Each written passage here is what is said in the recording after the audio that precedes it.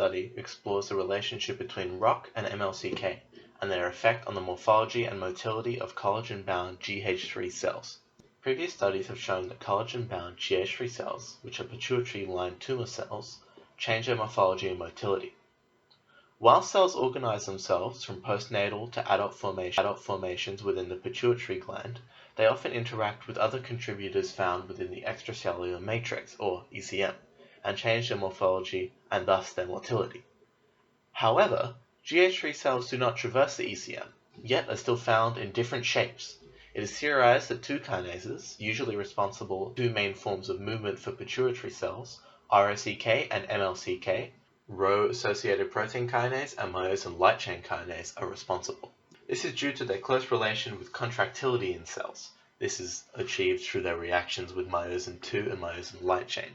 And of course, with contractility comes changes in morphology, and with changes in morphology comes changes in motility.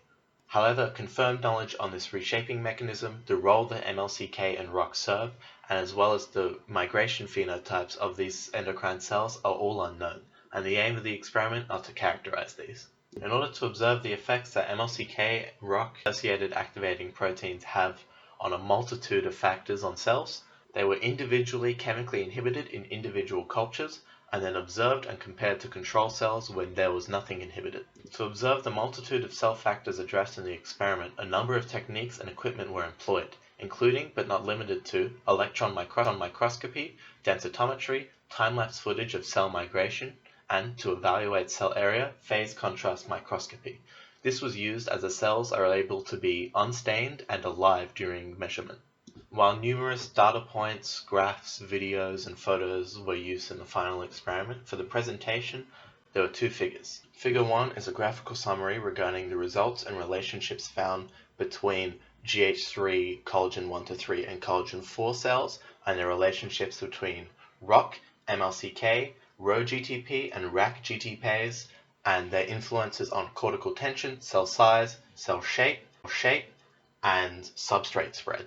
And while Figure 1 regarded cell shape and size, Figure 2 regards the motility of these cells. The two boxes separate the data regarding if the GH3 cells are bound to collagen 1-3 or collagen 4. The left box being collagen 1-3 and the right box being collagen 4. The three rows dictate what molecule was used to inhibit what kinase. The top row, C3T, deactivated Rho-Gtpase.